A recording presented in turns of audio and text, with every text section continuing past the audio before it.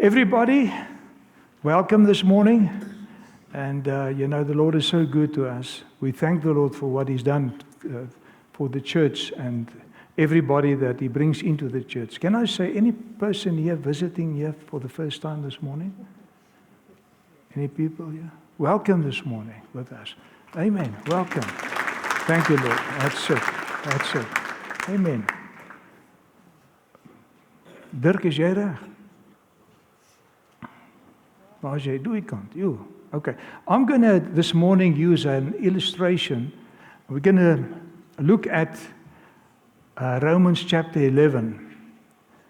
Because in Romans chapter 11 we get a very clear, can I say, metaphor of the faith. That's so important in our lives. That is basic. That's the basic doctrine that we believe in as Christians. That is what separates us from all other religions. It is the faith. Say the faith. Not a faith, but the faith. The faith of Christianity. The faith of believers. That is why we call ourselves believers. Amen.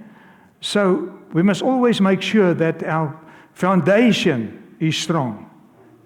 That we are building on the faith foundation, the true faith foundation of God's Word. Now, these two brothers, they're going to help me this morning, because in chapter 11 of Romans, we see that the Holy Spirit speaks about two trees there.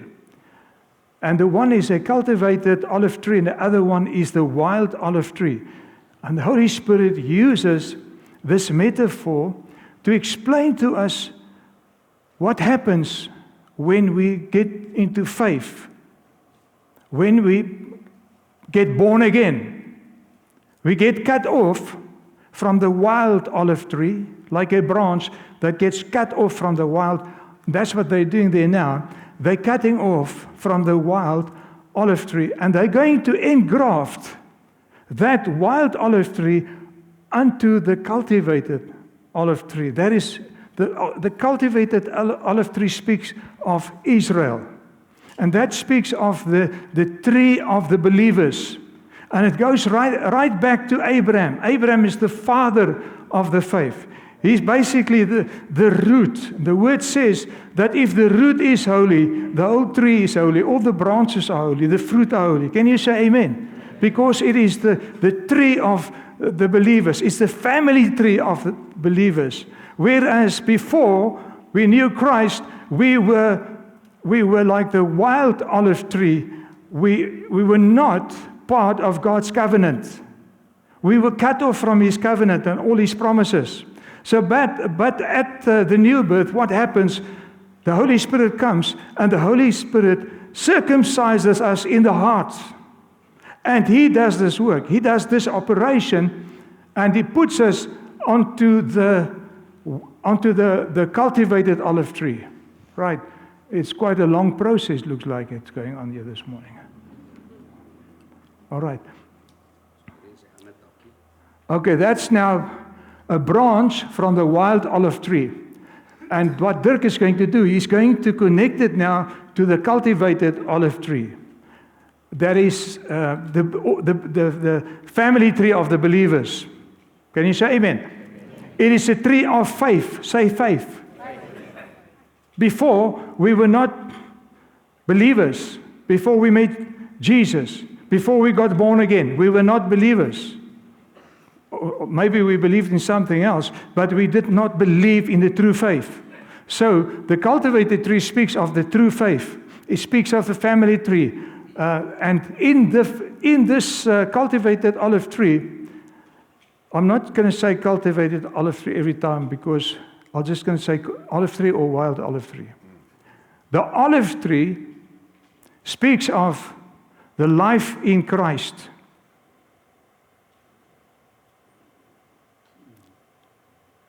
It speaks of the life of faith. Amen. So what's going to happen now? This branch, this wild branch, is going to be engrafted into the olive tree. And that wild olive tree is going to grow into the olive tree. And guess what is going to happen? The olive tree is going to change. And it's going to become a wild olive tree. Is that true? Kyk vir Lisel hierso. No, the opposite's going to happen. The small branch is going to change. Not immediately. It's not going to bear a lot of fruit immediately. Hello?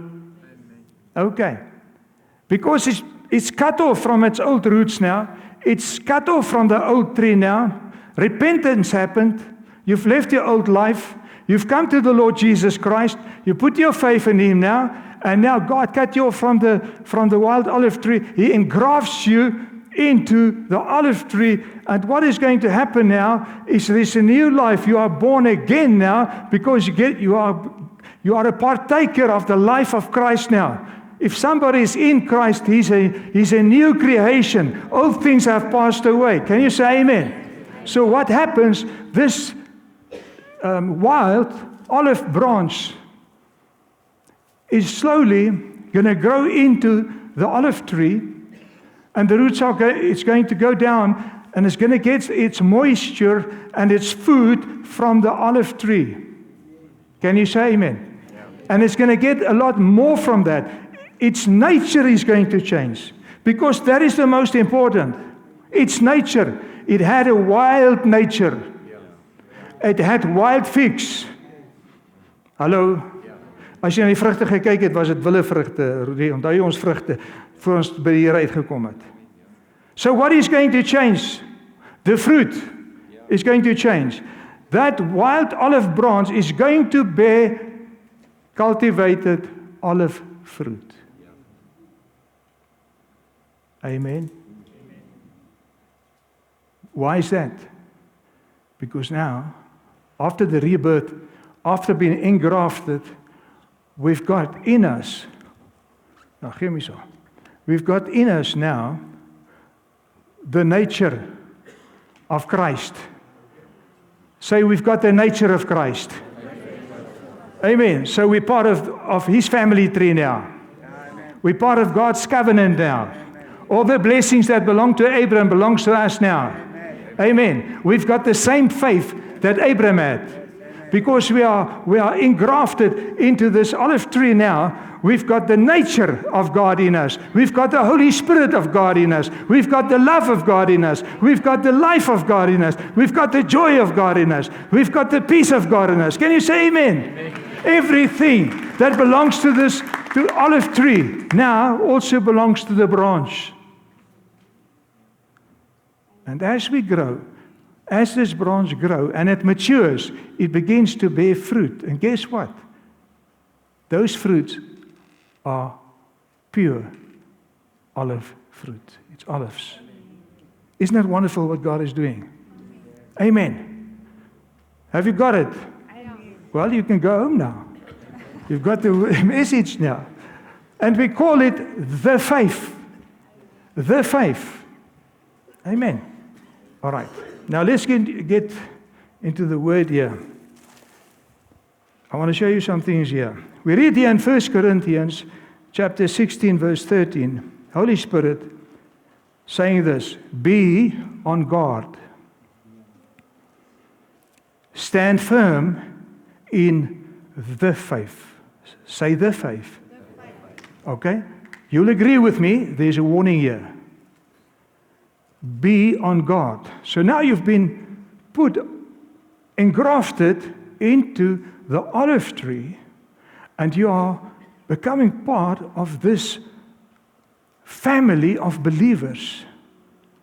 And you have the same faith that all the believers have all over the world that are in Christ. But the word says here, be on guard. Stand firm in the faith. Because something's working in you now. You used to be a wild branch, but now you're not a wild branch anymore. You are now becoming a true olive branch. Amen? And the word says, be courageous, be strong. Now, what does that tell us? It tells us that we are in a war. Because there's somebody that's trying to cut us off again. If you look at those men there, what they're doing, they're pruning the trees there because they're going to do some engrafting there. Okay. There's somebody that's trying to cut us off, trying to cut our faith off. Who is that? That is our enemy, the devil and his demons. So we've got this, from that we become newborn Christians, we've got this war going on. Satan's trying to cut our faith off again. He's trying to destroy our lives. Can you say amen? So, but now we're becoming stronger and stronger as we grow into this new nature of the Lord Jesus Christ. Into this new life. We're becoming stronger and stronger. That's why the word says, be courageous and be strong. Be full of faith now. The Apostle Paul said at the end of his race, he said, I fought the good fight. He's speaking about a fight. You've got to fight. Every day your life is a fight. It's a fight of faith. He said, I have finished the race. It's like a marathon race that I'm running as a child of God. It's not just like a 100-meter sprint. It's a marathon. And then he also said, I have kept the faith. Say kept. I've kept the faith. That's a good testimony. At the end of his life, I've kept the faith. And that is your challenge as well, as child of God, to keep the faith. Not for a year, or even 10 years, or 50 years, but until you get home, until you get to eternity. Can you say amen?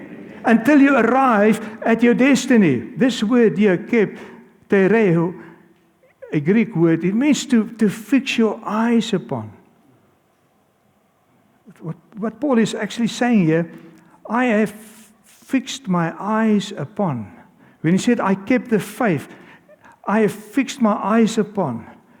It's like when Jesus called Peter, there was a storm, and Jesus came to them, and they didn't recognize him. But then Peter recognized him, and he said, Lord, if it's you, say to me that I must come to you. And the Lord said, come.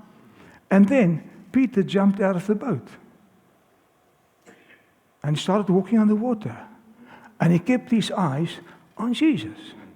And he started walking. I mean, he's a fisherman, now he's walking, and there's a storm going on. And he's walking towards Jesus, but you know what? He kept his eyes, he fixed his eyes upon Jesus. So here's the thing for us, to keep our faith is to keep our eyes fixed on Jesus. Amen. And forget about the storms all around us. But get our eyes fixed on Jesus, because, who knows, he's the lover of our souls. He's the Savior. Not get our eyes fixed on ourselves again, because that is what happened to him, Thomas. After a few steps, he thought by himself, what's going on here? I'm Peter, Actually, Simon at that time. That means reed. He was weak like a reed in the wind. He took his eyes off Jesus, and what happened? His faith left him. And the same will happen to you. The same will happen to me. If you take our eyes off Jesus, our faith will begin to sink. We have to keep our eyes on Jesus. Can you say amen? So that our faith will remain strong. Now, why is it important to keep the faith? Thanks for asking. I'll tell you quickly. It's very important. Say it's very important. Because it is going to determine our eternal destiny. Either heaven or the other place. You know what the other place is? The place of damnation. Eternal damnation. Eternal separation from God. Eternal punishment. So that is how important it is for us to keep our eyes fixed on Jesus, to keep the faith until we get home to be with Jesus.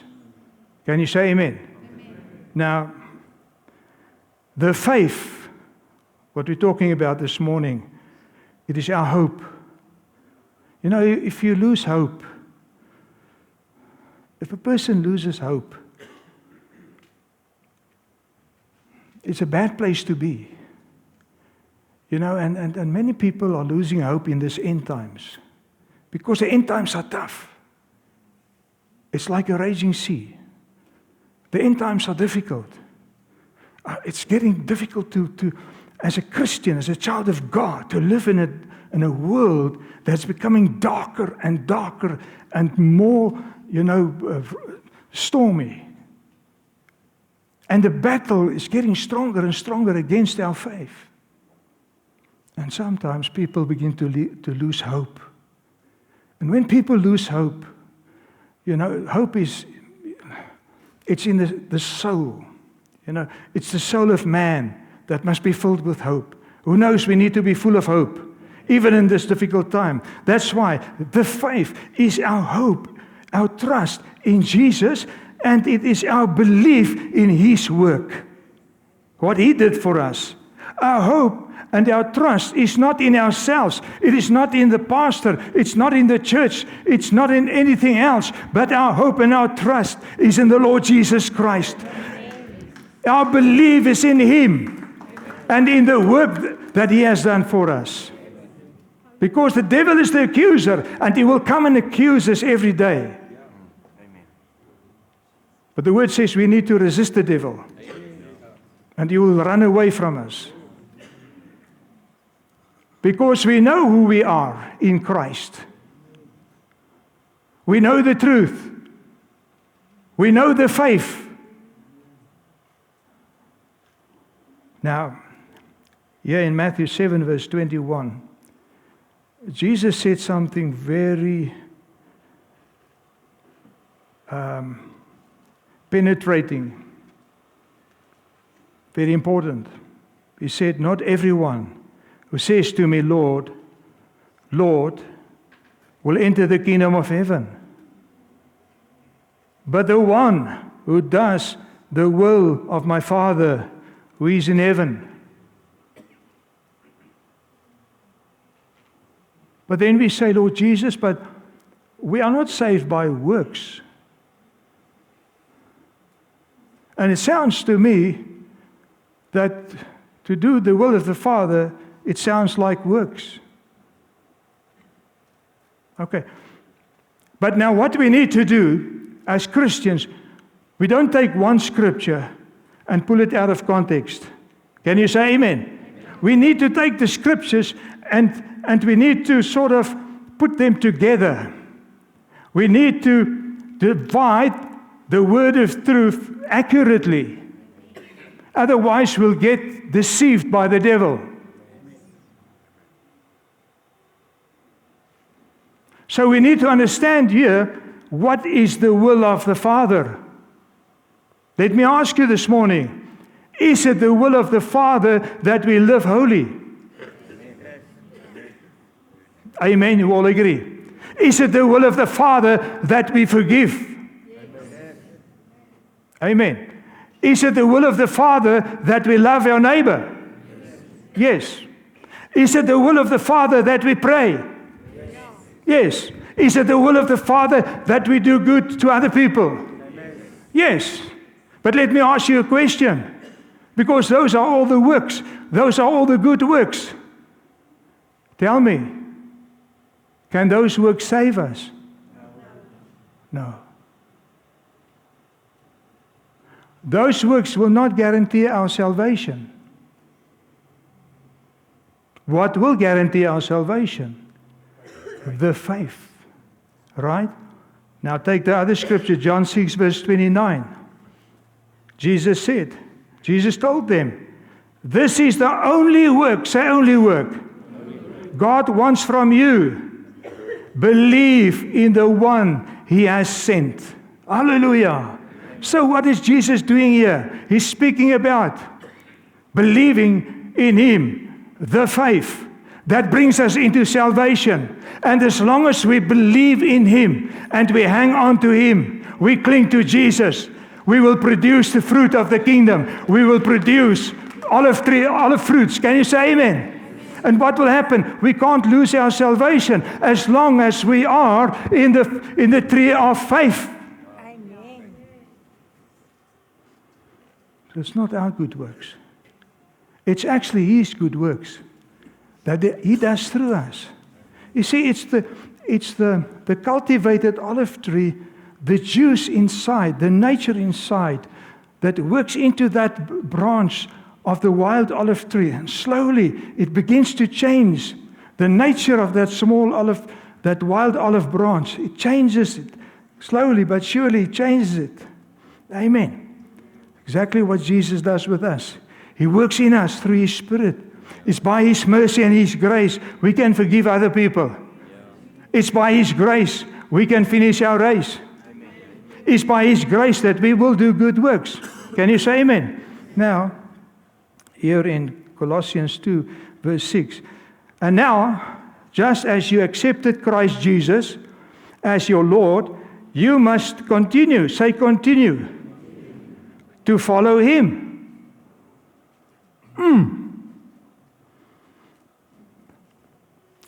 You know what we see sometimes, and my wife and myself, if you boast, we boast in the Lord Jesus.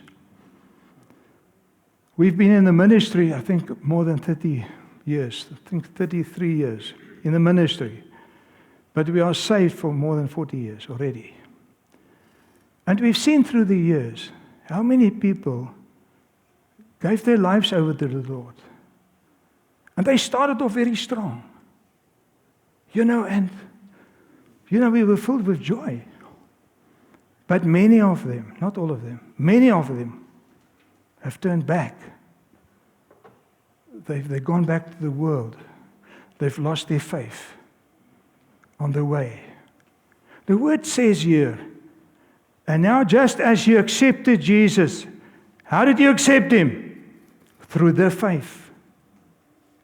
As you have accepted Him, you need to continue to follow Him. You see, there's a power in the faith. By putting our faith in Jesus, by keeping our eyes on Him, there's a power that's released in us. When we go through the storms, there's a power of the faith that works in us, that keeps us righteous, that helps us to walk in love, that helps us to forgive other people. Can you say amen? Amen. Let your roots grow down. Okay? Let your roots grow down.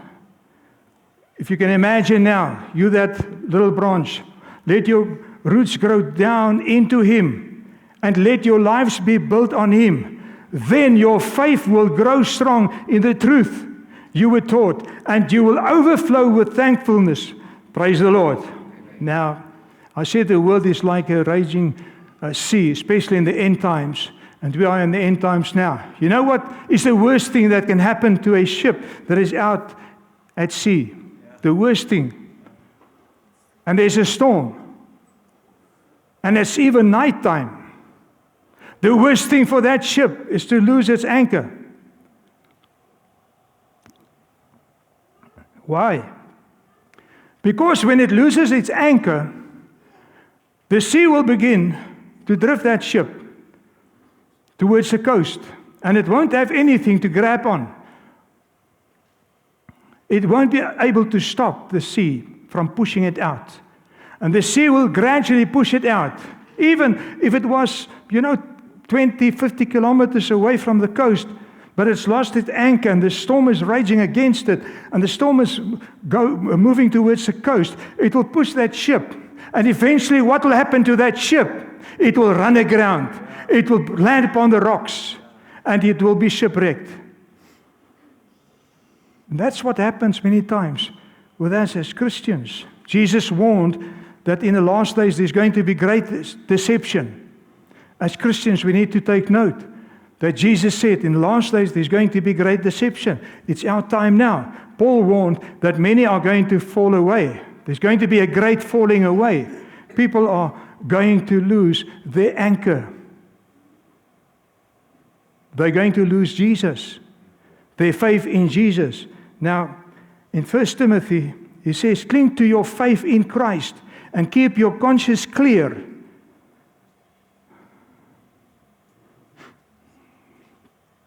When I think about our conscience, it's like a windscreen, you know. If you drive through a lot of mud and water, your windscreen is, you need to put on your windscreen wipers to get it clear again so you can see. What happens if we fall into sin and we keep on sinning? Our conscience become hardened. Our conscience loses that sensitivity. That's why we need to put on the wipers. Can you say amen? The wipers of the word. We need to repent. We need to make sure we get our windscreen clean again. And we keep our conscience very sensitive. Because Holy Spirit works through our conscience. He will warn us if we do something wrong. Can you say amen?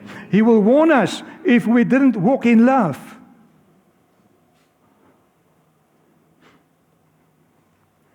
So we can lose this sensitivity of our conscience. The word says here, for some people have deliberately violated their consciences. As a result, their faith has been shipwrecked. Many Christians, once upon a time, they were Christians. Let me tell you a story. I haven't got much time. Okay, stop the watch there, please. Okay. Many years ago, when I was in the first year in the ministry, and that part of the building was the church, up until that white mark there. And we had a lot of break-ins here, burglaries, and so I got a guy to come and put in an alarm for me. Those days I was still connected to the police station. There was an alarm here. The police would come out. That was still in the old South Africa. Okay, that was in the previous millennium. Okay, it's very long ago. Okay, so I got this guy. He came from Vereniging, and he came and installed a alarm panel for us here. And I started talking to him and so on. And I asked him if he gave his life to Jesus. He said, yeah. I said, how, when? He said, long ago, he was in Joburg. He was at a crusade. He said, and what happened? He saw with his own eyes when that guy, the preacher prayed for this guy that his arm was off. He didn't have an arm. He had a stump here. He saw with his own eyes how that guy grew out a new arm. He said he became so scared and so afraid.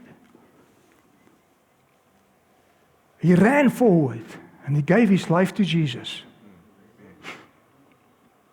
And I said, and now, where? He said, no. He said, no, I'm back where I used to be before that. I don't serve the Lord anymore.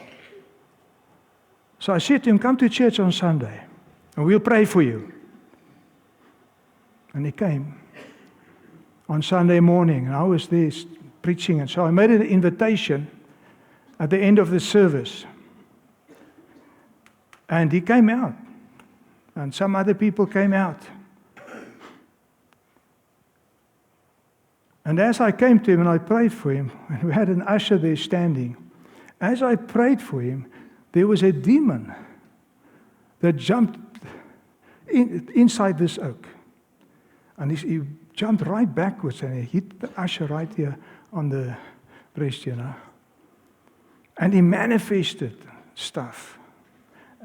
Now, my wife and myself, we were on Bible college that year with Pastor Harold. We very bold and very anointed. And we said, no, let's take him out and so on. You know what happened to that guy? He never came back. You know what I'm saying is the devil is not a friend. He's an enemy. And if you give the devil a place in your life, he's going to take it. And this guy, that miracle he saw, that was a sign. And many people get to faith, but they don't get to true faith by signs and wonders. You know how you get to true faith? You need to know the word of the cross. You must see that you are a sinner, you are lost, and you need to fix your eyes on Jesus, and you have to repent from your sins, and you have to receive the Holy Spirit. You have to be born again. You have to be engrafted on the olive tree so that His life can come in you, so that you can resist the devil, so that you can overcome and you can finish your race. Come on now. Otherwise you won't overcome. The devil will overpower you. And 1 Timothy says, now the Holy Spirit tells us clearly that in the last time some will turn away from the true faith. They will follow deceptive spirits and teachings that comes from demons. In the last days, people will depart from their faith. It's not speaking about worldly people. It's speaking about people in the church that will leave the faith. Now, how does that happen? Okay, let's go back to Romans 11, verse 19. Well, you may say those branches were broken off to make room for me. Yes, but remember, those branches were broken off because they didn't believe in Christ. And you are there because you do believe. So don't think highly of yourself, but fear what could happen. For if God did not spare the original branches, He won't spare you either. You see, if we turn our back on the Lord Jesus Christ, we will lose our faith. We will be cut off if we turn our backs on the Lord Jesus. Can you say amen? See, Jesus is the anchor of our souls. If you look at that picture, He's the anchor of our souls. And the Word says, we have this hope, and as an anchor for the soul, firm and secure. Our souls need an anchor. Your soul needs an anchor. Every day of your life, your soul needs an anchor. Somebody that can take hold of you. Somebody that can help you through the storm. Somebody that has finished the race. And that is the Lord Jesus Christ. He has finished the race and He's now in heaven. He's interceding for you. He's interceding for me. He's our high priest. And He's paid with His blood to save us forever and ever. Let's stand.